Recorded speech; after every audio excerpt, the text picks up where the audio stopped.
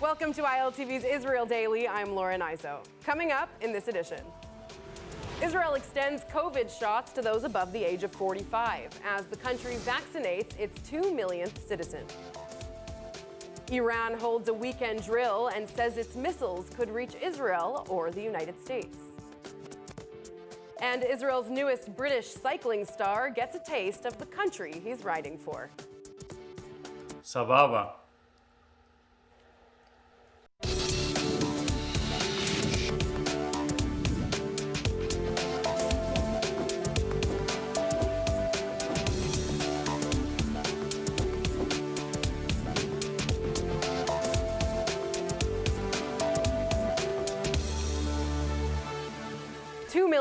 That's the number of Israelis who have already received their first dose of the COVID-19 vaccine.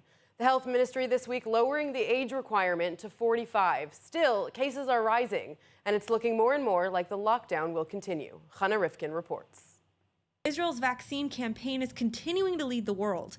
Over the weekend, the 2 millionth Israeli got the shot, with more than 200,000 having had their second dose. זה כבר הופך לשגרה. עוברים מיליון חיסונים.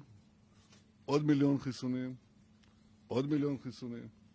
אני חושב שזה דבר שאנחנו כמובן נשמח להתרגל לו, אבל אנחנו בעיקר רוצים לסיים את זה. ואני קיימתי עם שר הבריאות ועם אנשי המקצוע כמה וכמה שיחות כדי להביא את תוכנית הדרכון הירוק למימוש המוקדם ביותר. Israel began its COVID-19 vaccination drive on December 20th, 2020. About 72% of those aged 60 and over have already been vaccinated. Post-shot Israelis will also be eligible to get special ID called a green passport. המבצע המדהים הזה להוביל בעצם בכל העולם. 2 מיליון, מספר אמיתי, קשה להאמין, אבל מספר אמיתי לגמרי, וכבר עשרות אלפים אחרי החיסון השני, קרי עם הגנה כמעט מלאה מנגיף הקורונה. As of Sunday, the health ministry announced Israelis 45 and above are now eligible to schedule their vaccine. Also, 13 people in the country have been experiencing side effects, including mild facial paralysis. The health ministry saying that the number could actually be higher than in reports. Meanwhile, a COVID-19 breath test developed in Israel is likely just as effective as the standard PCR swab test, with an accuracy level of 98%. The device underwent trials at Asaf Harofeh Medical Center in central Israel. The test involves breathing into the device for 10 seconds. The results are available within just a few seconds. The coronavirus cabinet is set to decide this week whether to extend the tightened coronavirus lockdown, which began a week ago and is set to expire next Thursday night. According to Israeli media, opposition from Benny Gantz's Blue and White and ultra-Orthodox parties could lead them to expiring as scheduled, even though health officials are pushing for extension. ופה אבל הגדול הם התייצבו על מספר גבוה מאוד. זה לא קשור לחיסונים ולא לכלום. אתה לא יכול במספרים כאלה להמשיך לשלוט בתחלואה שמזה נובע גם לצערי תחלואה קשה ותמותה. אנחנו את זה נצטרך להוריד ולכן אני מסכים עם הניתוח כרגע. אם לא נראה שינוי דרמטי של ירידה משמעותית במספרים שמאוד קשה להאמין שנראה בשבוע, אנחנו נצטרך להישאר בסגר עוד כשבוע נוסף. But even with the vaccine campaign and the lockdown, cases continue to surge.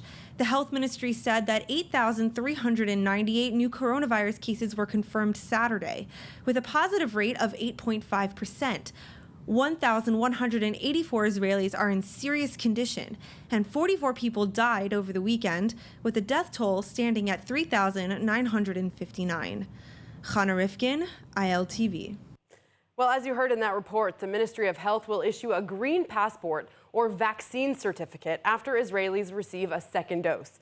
And it's supposed to take effect 7 days later, not counting the day of the vaccine administration. The special ID will offer vaccinated individuals significant freedom from COVID-19 restrictions. People holding it will no longer have to go into isolation after coming in contact with an infected person or isolate after international travel to a COVID red zone, among other exemptions. They would still, however, be required to wear a mask in public and maintain social distancing.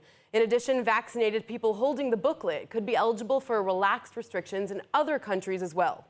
Let's find out more from Professor Nadav Davidovich, Director of the School of Public Health in Ben-Gurion University. Thank you so much for joining us. Thank you. Good afternoon. So more than 200,000 Israelis have already had their second vaccine. When do you estimate the green passports will be issued? First of all, I was vaccinated the second dose a week ago. So tomorrow I'm going to get the protection that was mentioned.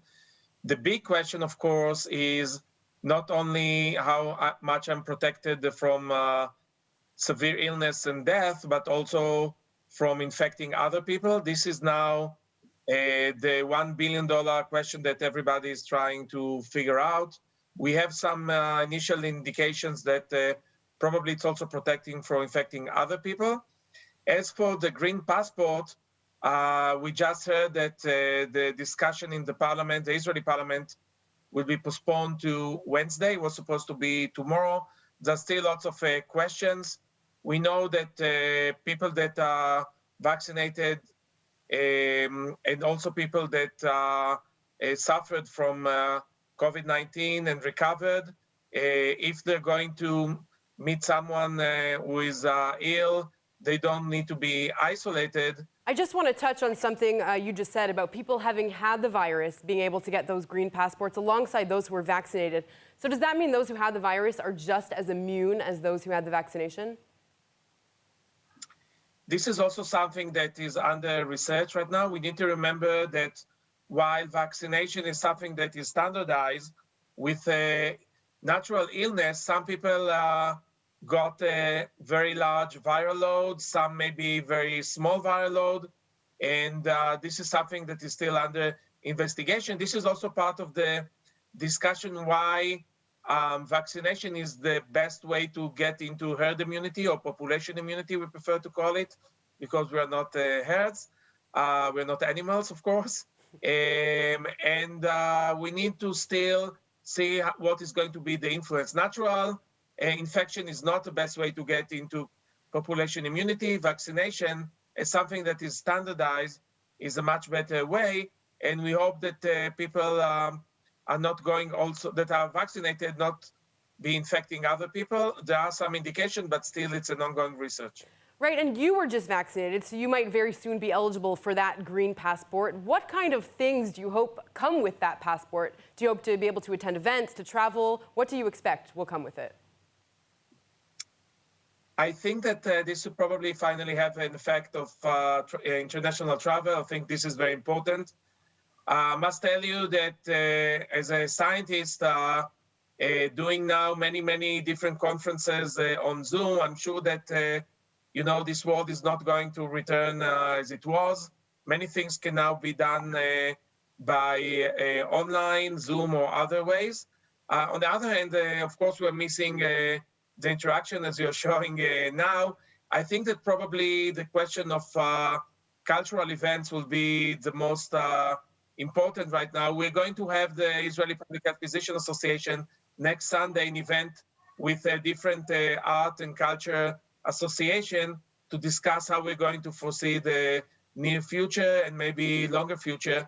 There is a pandemic fatigue. I think that we need to see how we are going to return into normal life, but probably some things like, weddings in large crowd and other things, probably we need to wait a bit. Right, all right. Well, I hope I can get vaccinated very soon, just like you. Professor, thank you so much. Thank you, lots of health. Well, Jewish-American billionaire Sheldon Adelson was buried over the weekend in a small funeral on the Mount of Olives overlooking Jerusalem's Old City, with only close family present.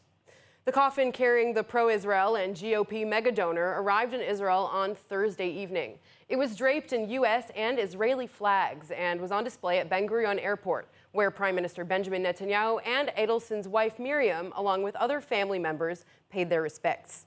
Adelson controlled and operated Israel Hayom, a pro-Netanyahu newspaper. They quoted the Prime Minister as saying, "This is a great loss for the Jewish people." Well, with less than a week remaining in office, U.S. Secretary of State Mike Pompeo took to Twitter to boast his accomplishments while in office, particularly Israel and the Middle East. The top U.S. diplomat has continued to support President Donald Trump, even as he bleeds support following the storming of the U.S. Capitol last week. From Tuesday through Friday, Pompeo issued a stream of posts highlighting pro-Israel moves advanced by the Trump administration and other measures he moved forward as Secretary of State. His tweets included a photo with Yossi Cohen, head of Israel's Mossad spy agency.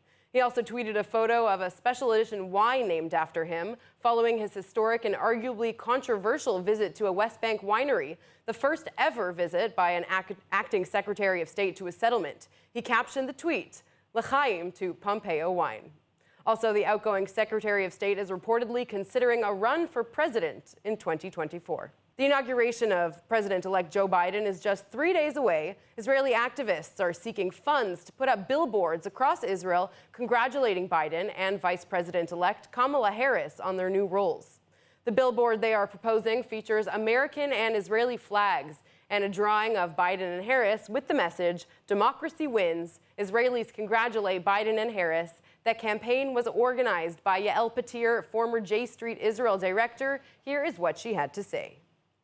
We've initiated this move, a group of Israelis that are very concerned of what is happening in Israel and very concerned about what is happening in the US, but also hopeful, seeing that the American democracy won. And that's what we're saying in our sign. We're celebrating the victory of American democracy. And we want to say a few things. We want to say to the Israeli people, democracy is strong and it's going to overcome crisis in Israel too. We're facing now a very bad situation in terms of our democracy, and we, God forbid, don't want to see here what we saw in Washington.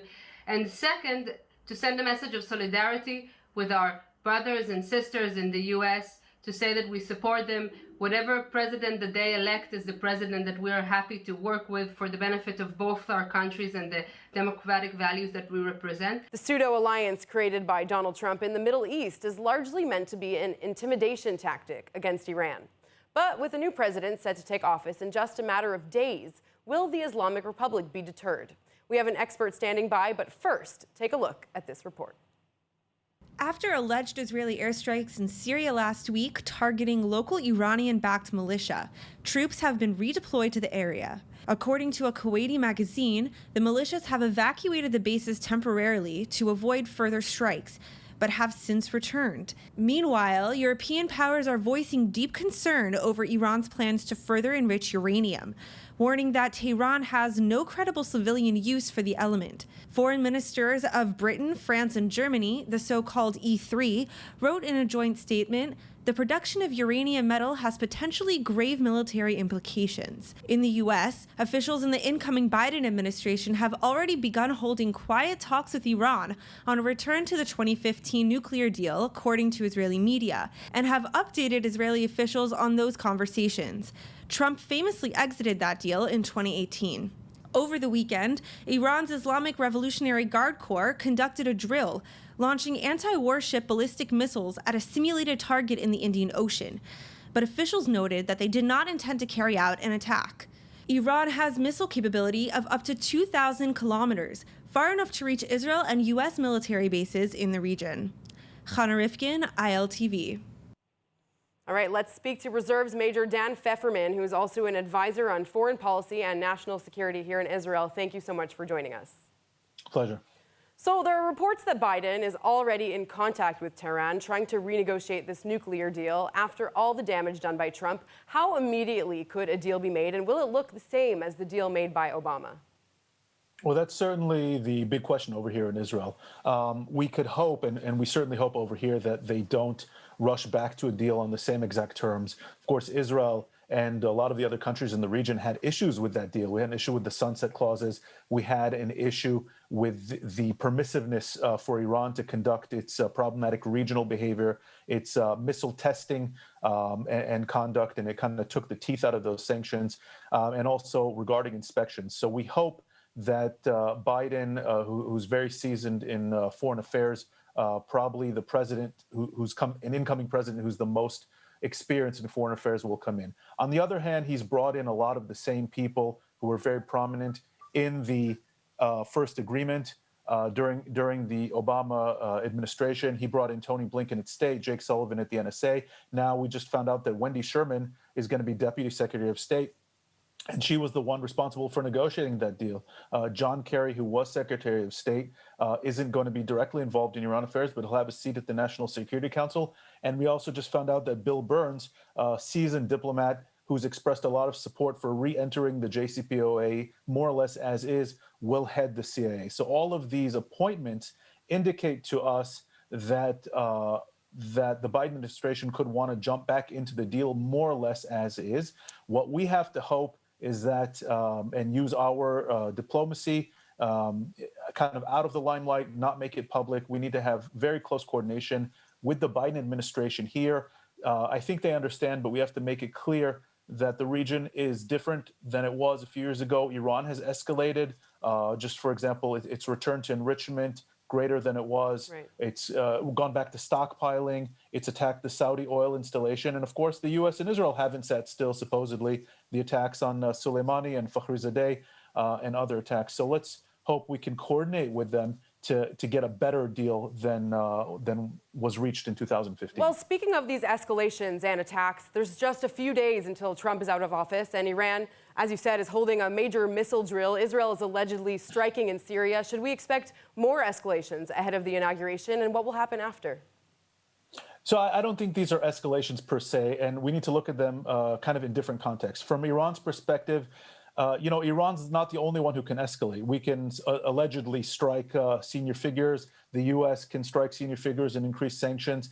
But Iran is telling the incoming administration and is telling the world, look, we have a way to escalate as well. We have a way to ratchet up the pressure as well. So it's in your interest, Iran, of course, is telling the new administration, it's your interest to come back to the table as soon as possible. For Israel, it's a slightly different scenario because Israel, I think, realizes it has a very immediate operational concerns. Clearly, if these strikes are attributed to Israel, then it had to strike in the near term. And I think it realizes it's going to be a lot easier to do that under a very sympathetic Trump administration with which Israel already has really close coordination on the operational and the strategic level. Sure. And it's going to be very hard to do that in the first weeks of a new administration, no matter how friendly they are. Well, I guess we'll get a much better idea of that in just a few days. Dan, thank you so much for your insight. Absolutely. Okay, the IDF's Home Front Command has successfully tested an anti-rocket window system meant to protect people in health clinics and hospitals. It's a huge accomplishment since every building in Israel must have a sufficient bomb shelter, and shielded windows in secure shelter spaces are usually small and located high up on a wall, having a huge impact on physical and mental health. In addition, the new type of window is meant to stretch from floor to ceiling and provide the patient with an option to be exposed to the sun and the outside. According to the IDF Home Front Command, the Health Ministry requested a solution for those bedridden due to health reasons, asking how they can be protected during a potential rocket attack. We may not have a normalization deal, but Israeli drivers travel to Saudi Arabia to take part in this week's Dakar car rally. Despite a ban on Israeli travelers to the kingdom, the Israelis were listed as representing Belgium and didn't wear any identifying Israeli symbols. However, some members of their team entered the country on their Israeli passports, and Saudi officials were allegedly aware they were inside of the country. The team was sponsored by MyHeritage, an Israeli online genealogy and DNA testing company. And although they finished in 29th and 17th place in the competition, here is a rare sighting of an Israeli athlete speaking Hebrew in Saudi Arabia. הצוות של MyHeritage הצלחנו להביא את הרכב הקטן הזה עם נהג מתחיל בדקה, עם נווט קצת יותר מנוסה בדקה, אבל הבאנו את הכלי הקטן הזה עד לסוף, עם כל הקושי, כל הפרק שלי, והתאברות, ומה שלא יהיה. הנה, הגענו, ג'דה, סוף המסלול. Okay, let's speak to Dr. Nurit Ophir, who is an expert in Gulf studies and one of the organizers of this collaboration. Hi, thank you so much for joining us, Nurit. Hello, good evening. So how exactly did this come to be? What was involved and how difficult was it? First of all, thank you for MyHeritage for the unbelievable opportunity for all what it did, because without MyHeritage, it couldn't be like kind of dream that became true. And the beginning was actually a year and a half ago, when we started to talk about it and discuss. The way was really, really long because, first of all, we needed someone to be a sponsor for this very expensive, not easy journey to Rally Dakar Saudi. And My Heritage actually gave us the opportunity to do so. After that, we had another issues with visas and to get all the agreements and approvals for participating in the competition. After that, we came to KSA Saudi Arabia and started this journey. But my actually involvement was 2 years ago when Tzevet Pearl team, My Heritage, came to me, and together we participated in Rally Abu Dhabi. It was in 2018, and this is how actually I met these people, these wonderful people.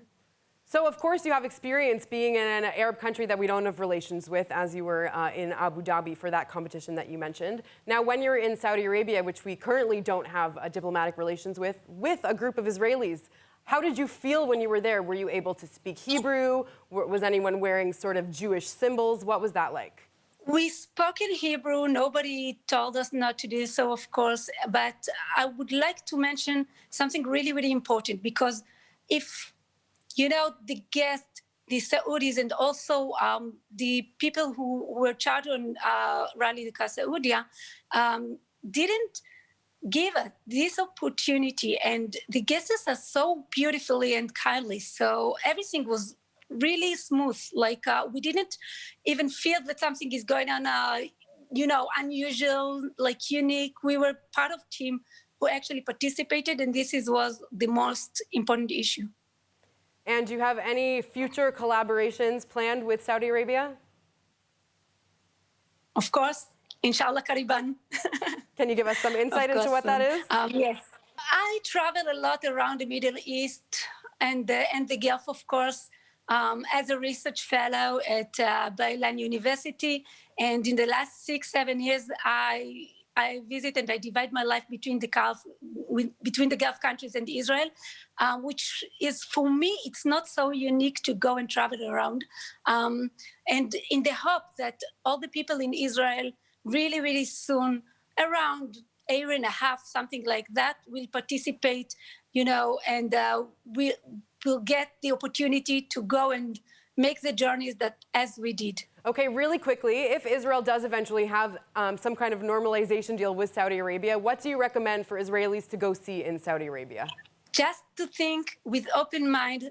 I found Saudi Arabia very, very different than what we hear in the news and media. For example, if we concentrate in Jeddah, for example, I didn't find any problem to go, with T-shirt and with My Heritage signatures and everything, and not only abaya and covered, like if we're talking about women, for example. This is really unique and different than what we hear during the years. Everything is changing. I see that the normalization is not only between nations, but also there are some very interesting processes inside the countries, inside the Gulf countries, around the Middle East that we are not aware about. Some really interesting developments. Nurit, thank you so much for being on the show today. Thank you very much. Okay, on that note, it's time to take a look at the weather forecast. Get those winter heaters working, because tonight will be a chilly one at 53 degrees Fahrenheit or 12 degrees Celsius. Tomorrow we'll have showers with highs of 60 degrees Fahrenheit or 16 degrees Celsius. And just before we go, let's take a look at what's going viral in Israel.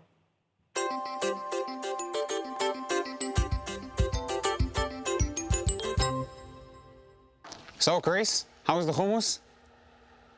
Sababa.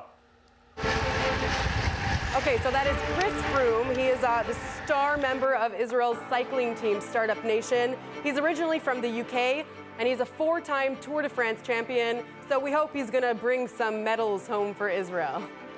All right, that's it for today's news. Today's exchange rate is 3.27 shekels to the American dollar and 2.57 shekels to the Canadian dollar. For more news from ILTV, please like ILTV on Facebook, follow us on Instagram, and subscribe to our YouTube channel. Then don't forget to visit the all-new and improved ILTV website at iltv.tv and let us know what you think. Subscribe to our newsletter for the latest updates while you're there. I'm Lauren Izzo. Thank you so much for watching.